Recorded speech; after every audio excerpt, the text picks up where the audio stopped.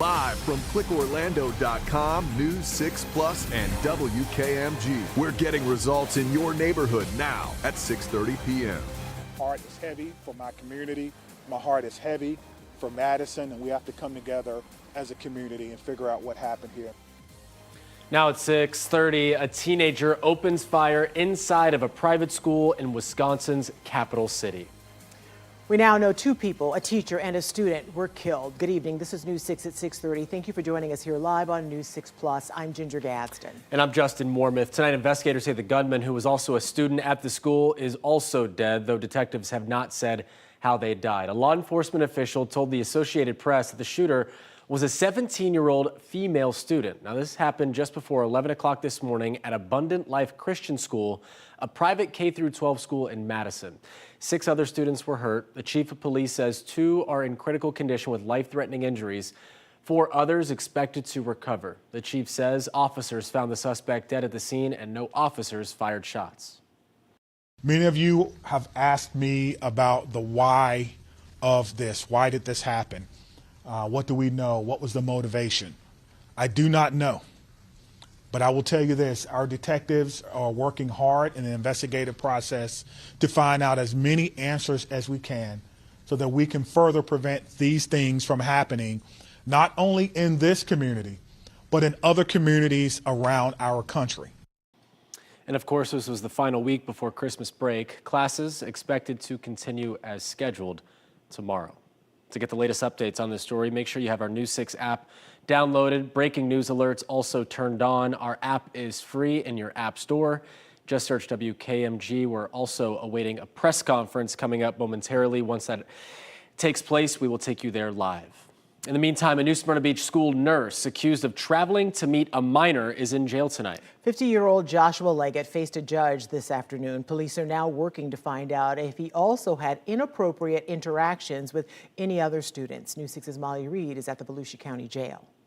The arrest report confirms that the teen is a student at New Smyrna Beach High School. That's why instead of being at school today, Joshua Leggett is here at the Volusia County Jail. He faced a judge for the first time today, visibly disagreeing with his charges. For a sex offense, an authority figure soliciting a romantic relationship with a student, it's a felony, and then there is also a felony charge of traveling to meet a minor. His bond was set to $100,000 total. Now, this is the arrest report I just got from Ormond Beach Police. It says the teen's co-workers told the teen's parents that Leggett had been visiting them at work. On Saturday night, the parents went to the business, saw their teen get into Leggett's car, and they called the police. Officers report when they got there, they found Leggett and the teen in his car and arrested him. What am I being arrested for? Police also sharing this body camera video of his arrest. Leggett told investigators he was visiting the teen's business to get a discount, and they were just talking. But the teen told police they had a romantic and sexual relationship that started with kissing at school and escalated. Just have a seat real quick.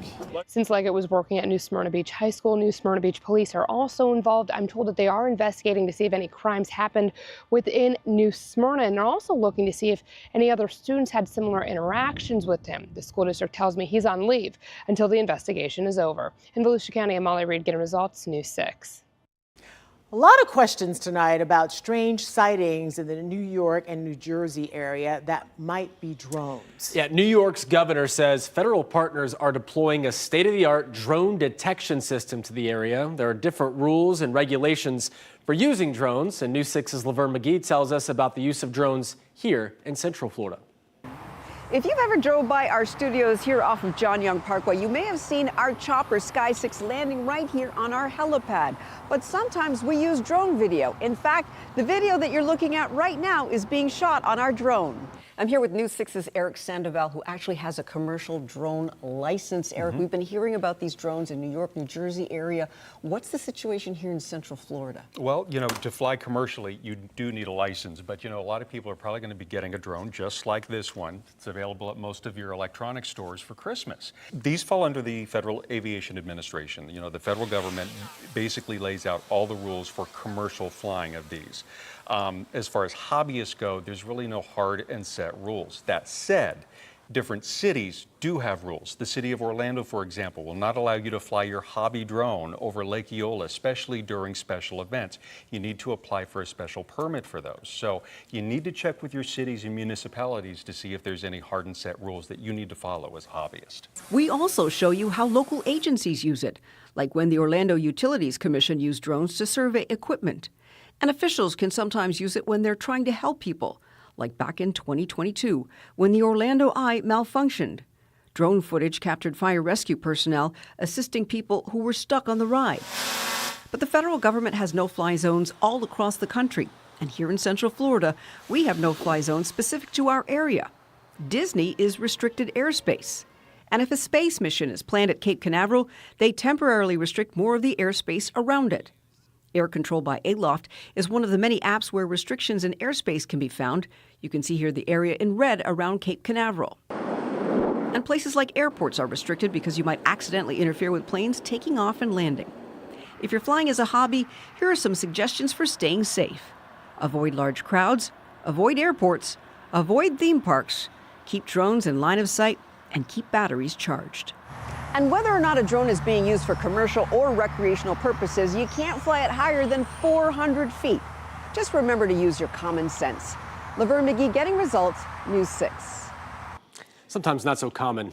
A lot of times not so common. And there's so many drones out there now, and people are just willy-nilly with the Oh, yeah. with It's kind of like the rules, Wild so West a little bit. You feel like, oh, I'm not going to get in trouble. There's so many drones. They probably have other things to do. You're hoping they have other You're things hoping, to do. Well, yeah. you're on their radar now. He gets it down. Oh, it's perfect. They throw it away. Lake Mary's going to win the Little League World Series championship. Ah, the bunt heard around the world, making Lake Mary a community of champions. All these months later, we're still beyond proud of these 12-year-olds who made this summer truly memorable. Yeah, I love reliving this moment, too. News 6 was the only local news team in the entire country to be in Williamsport for the entire Little League World Series. So it was Justin Wormuth, along with photojournalist Daniel Macaluso.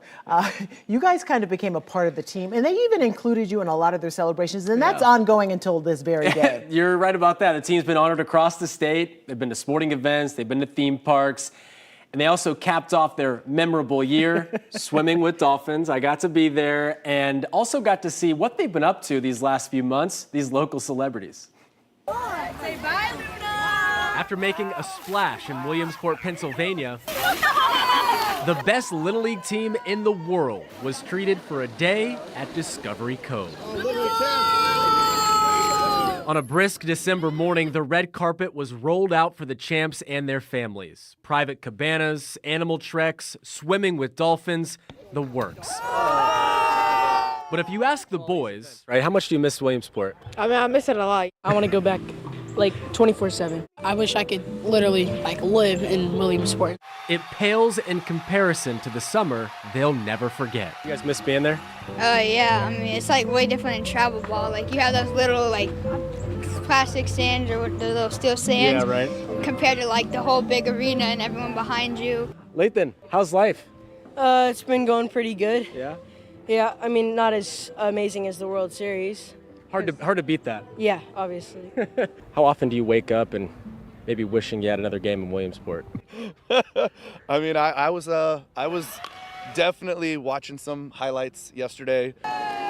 This was just the latest stop on what the team calls its World Tour. Since winning the Little League World Series, they've been invited to sporting events, theme parks, even the governor's mansion. We've been everywhere. Central Florida. Florida is loving these kids and showing their love. It's been really cool knowing that everyone knows you. Like they just walk around and say, I remember you from the World Series. But they've also been juggling school. Like, how's school been? Is same old, or no? It's settling down for a little bit. Yeah. Like, most of the kids are saying, okay, I'm tired of that glaze. There's no more glaze anymore. And of course, more baseball. Baseball. Got to sneak into Discovery Cove real quick. We're actually going to go play a game today. No surprise, but the team's magical run has made Lake Mary Little League a popular place to play baseball. Coach Jonathan Anderson told us registration for all age groups spiked for the upcoming spring season. The biggest concern would be coaches. We need coaches. We've got kids, 600 plus boys signed up, registered, ready to play, with several on the wait list, probably 50 to 70. Only 12-year-olds are able to play on Little League's grandest stage in Williamsport. But a few younger players on this team, including first baseman DJ Miesis, have a chance to do it all again. You think about it a lot, DJ? Yep, I'm going back again. For me as the coach, I got to move to next year. I need to start thinking about and building for the years to come, because we're still very good and we still got chances to do this multiple times. Boy, I hope they do, because I would love to go back to Right, Williamsport. exactly. Sign you up anytime for that. Baby, I'm ready. I'm already got I'm going to stay at the same hotel, everything. I mean, Keep your suitcase packed and ready to we go. we already have all those little things, the superstitions that we had intact, so I'm ready to do it again. Now, not pictured in that story, Ginger, I have shown you the video. I got to swim with dolphins too. Oh, nice. Discovery Cove, nice enough to include me, include the wetsuit and everything like that as well. It is holiday season as well, and we came bearing gifts, a montage of their historic run from start to finish. So here's a full recap. It's a lot of what was truly an incredible summer of 2024.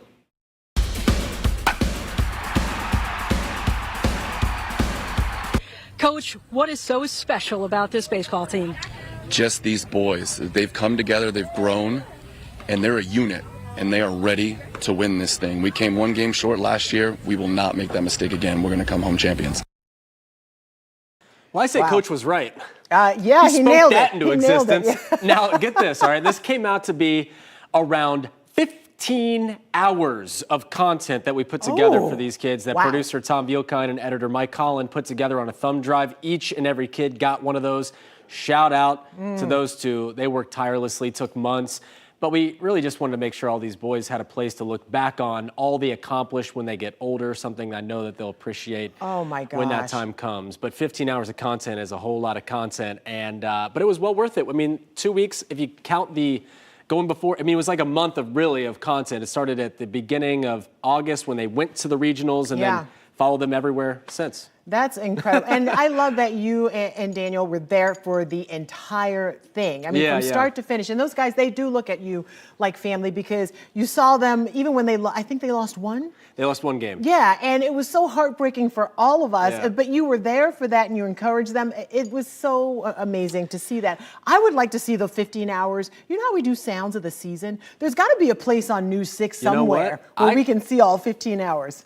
I like that. I like that a lot. Just all right. putting it out there. As we mentioned at the top of this newscast, that there is a press conference that we're waiting for out of Madison, Wisconsin, where that school shooting unfortunately happened today. It is now underway, so let's listen into the police chief. This incident is complete.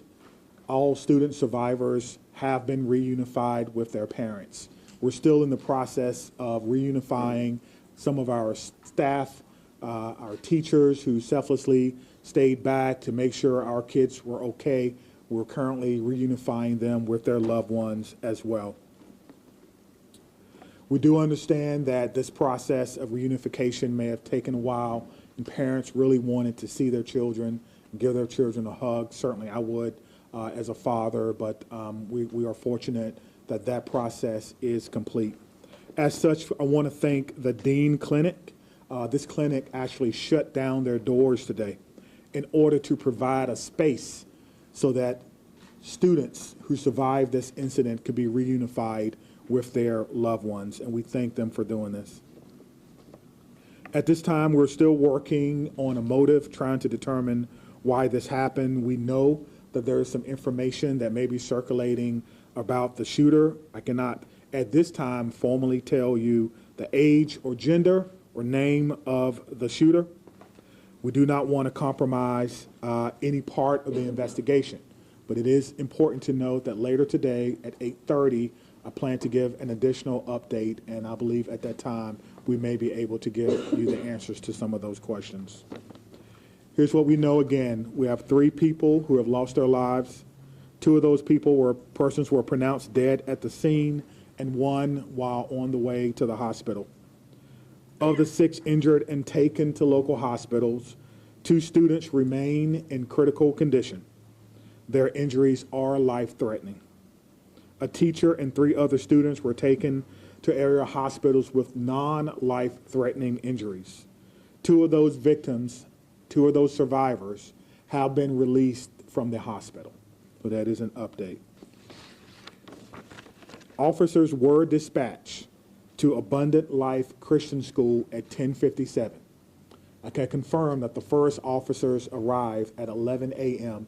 and immediately went in the building 3 minutes later. The Crime Response Unit of Dane County District Attorney's Office, assisted by the Dane County Emergency Management, were mobilizing our Mass Violence Critical Response Team. Once again, our Mass Violence Critical Response Team has been notified. This is a group of people trained in responding to victims of mass violence, which includes social workers, attorneys, victims, professionals, former law enforcement, and members of our community. If you need further assistance or want to know how you can help, you can contact the Crime Response Program. They have a daytime number of 608-284-6908. They have an after-hours number for those who may want to help at 608-3. You've been listening to an update from Madison, Wisconsin, where a school shooting happened earlier today. A teacher and a teen were killed in that. And the update from the police chief saying that all the parents and students have now been reunited at this hour. And a couple of students who were initially taken to the hospital have since been released. But again, 3 people, including the shooter, have unfortunately died on this horrible day. We're continuing to bring you some more information. You can continue to watch this press conference as we take it live in full, going to our website, clickorlando.com. We'll be right back. Brought to you by your local Toyota dealers. Toyota, let's go places.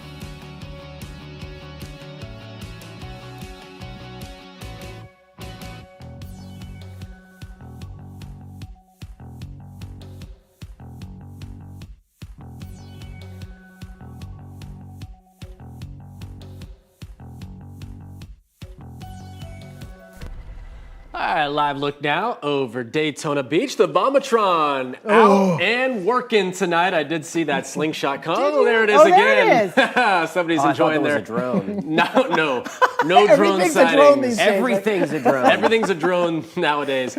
But everything is also, I don't know, I can't segue that. Nevertheless. Changing. There we go. We have a change. We have changes. We have a little Ups bit of and moisture downs. out there, depending on where you live. Yeah. You probably get a little sprinkler Yeah. too. And then we're going to get a nice blast eventually of cold weather. We will. So we got a little bit of everything. It might make you want to throw up if you don't like the If you weather. don't like cold weather, right? Take it on from there. Yeah. So it's been light for the most part from Orlando and points to the west, and it's been mainly on the drier side for us along I-75, but it has been steady and it has been heavy at times, pretty much along into the east of I-4 at different times of the day. And right now we have some pretty heavy rain moving through Oak Hill, getting into parts of southern Volusia County, closing in on Deltona, Sanford, Lake Mary, Heathrow, with some lighter stuff as well. A couple of downpours moving into East Orange County, and then we have a few downpours as well moving out of southern Brevard County. So we're going to be in and out of this pattern for the next really couple of days, showing you that here on future radar. Overnight tonight, we'll get rid of that one round of rain coming through, a few more stray showers overnight. When you wake up tomorrow, there will still likely be a few more scattered downpours on the radar. There's 10 o'clock on your Tuesday morning. If you're doing some last-minute Christmas shopping, bring the umbrella with you, especially, again, if you're long into the east of I-4. That means Kissimmee, Orlando, and Deltona, Titusville, Mims, Rockledge, West Melbourne. And you see that steady stuff really starting to push through as we go through tomorrow afternoon and into the evening. So be prepared for some widespread rain on your evening commute. Right now, it's dry in Orlando. We're at 72 degrees. It's a live look with our Light Orlando delivering Hope Skycam. The breeze, it's out of the north-northeast at about 9 miles an hour. We were talking about this last week that breeze would help to generate some of those showers. It really increased over the weekend. 20% shot for some showers tonight. Temperatures falling back into the upper 50s and low 60s. Now here's a look at tomorrow.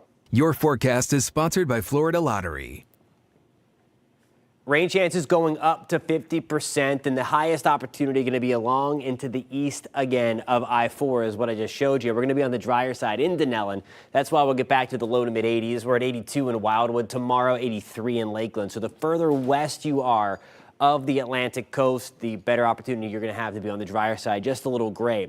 In terms of the amount of rain, and this really tells the story here, this future rainfall map here that's on your screen, that's through 10 o'clock tomorrow, and you clearly see the brighter colors. That's where we're going to see the heavier rain. We could pick up close to an inch in Kissimmee to St. Cloud. The highest opportunity for those higher rain amounts going to be right along the I-95 corridor, really from New Smyrna Beach into the Cape Canaveral area, through Cocoa Beach, into Cocoa, Melbourne, West Melbourne, Mico, back to that 1 to 3 inch time frame, or 1 to 3 inch rain. So just keep that in mind. There could be some ponding on the roads in the poor drainage areas. Partially because of that big chunk of high pressure, it is moving and meandering out by Bermuda. It's keeping that easterly flow right off the Atlantic, so we're getting these waves of rain coming in off of the ocean. All the time that we have this cold front, you see some showers and thunderstorms right at the top of your screen there. That front, Justin mentioned it, it's going to bring a blast of some colder air back down to central Florida. So while we're going to be warm and muggy and above average over the next few days, you see that dip as we go from Friday back to the mid-70s. That's right where we should be for this time of the year, to highs in the low to mid-60s as we get into the final weekend before Christmas. So again, plan accordingly if you need to get things done before the holiday gets here. Christmas outlook, though, it's looking pretty good. We were talking about this a couple of weeks ago, that it would likely moderate a little bit after a pre-Christmas cold blast back to more seasonable numbers. And there you go, Christmas Eve, Tuesday, 70 degrees. We're back to the low to mid 70s on Christmas Day, watching just for a few coastal showers on the holiday itself. Rain chances back up to 50% Tuesday and Wednesday. There's that colder air again, mid 60s on Saturday. We're staying on the drier side to the start of next work week. All right, thank you, Jonathan. Last year, Americans over the age of 60 lost almost $3.5 billion to fraud. That's according to the FBI, a 14% increase from the previous year. Yeah, and experts say during the holiday season, those working to take your money are working overtime. Investigator Lewis Bolden has this week's schemes and ripoffs alert. Scams against older adults are increasing significantly. Sandy Markwood is the CEO of US Aging. This month, they produced their 2024 Home for the Holidays campaign called Protect Your Wallet, a guide to avoiding financial scams. This time of year, first on their list, the charity scam. Where you have an individual who is either calling or emailing or texting, pretending to be a real or a fake organization, asking you for donations. According to FBI data, people over the age of 60 reported more than 100,000 complaints about fraud last year and lost more than $3.4 billion. The average dollar loss was also almost $34,000, but nearly 6,000 older adults lost more than $100,000. And they need money immediately. Earlier this year, the Department of Justice announced the arrest of 16 people who allegedly defrauded seniors out of millions of dollars with the grandparent scam. Granddad, it's me. An accident in Mexico. The FGC says in this public service announcement, grandparent scams almost always start with a phone call from a grandchild in distress needing money fast. I'm in jail. Jimmy, is that you? Yeah, it's Jimmy. I need money for bail right now. But it's all a scam. And once the grandparent hands over the cash, it's almost always gone for good. If you get the call, hang up, then verify where the child is on your own. Remember, don't fall for the scheme, don't get ripped off. But if you do, email me at lbolden@wkmg.com. Getting results, I'm Lewis Bolden, News 6. Well, she invented a device with the potential to help 2.2 billion people, and now she is heading into her last semester of, high school. We're catching up with the teen inventor to talk about what she's doing next.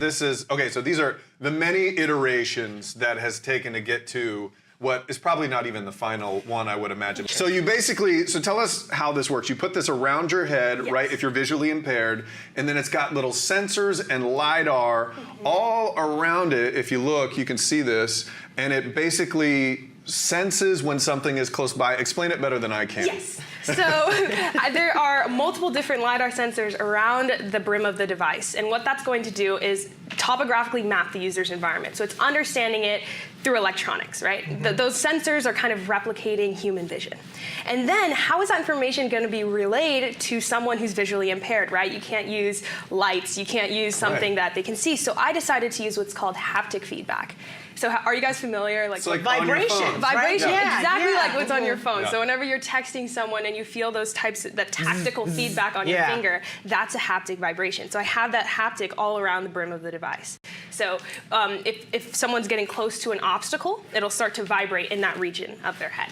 So, so it tells you which side it is, and does it vibrate harder if you're really close to it? Okay. Oh my gosh, that's so smart. Why didn't we think of that? I know. Yeah, she's a lot smarter than that. Yeah, there's a lot of reasons we didn't think of that. I am blown away by her. We all are. Yeah. Every time I talk to her or her family, they are just such amazing people. So you understand where she comes from, right? Mm-hmm. So by the way, we caught up with Tiffany just last week to see what she has been up to since that first interview. Well, she's one semester away from graduating high school, and you'll want to hear her plans for the future.